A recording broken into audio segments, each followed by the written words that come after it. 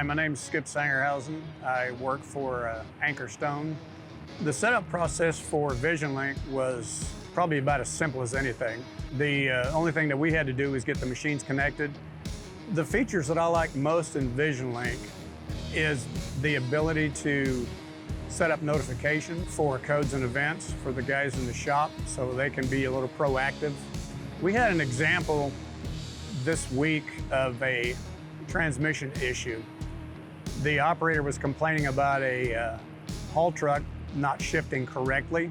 I had noticed a couple of days prior to that, a solenoid event was being logged. So within 5 minutes, we had an idea of what it could possibly be because of the solenoid event.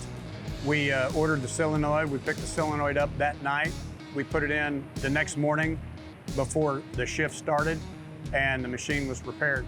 It could have been a catastrophic failure eventually. The reporting, there's just so many reports that can be done.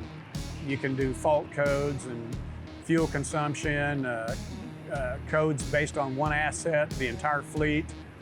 So there's a lot that can be done through the reporting as well. Probably the biggest impact it's had on us as far as our fleet and the machines that we run is the fact that we can do away with the whiteboard.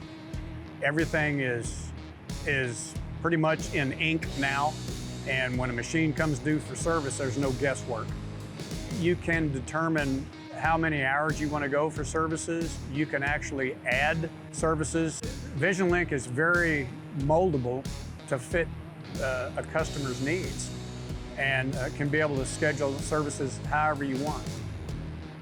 If somebody was to ask me about VisionLink and whether it's an asset to somebody who owns equipment, I would definitely say yes.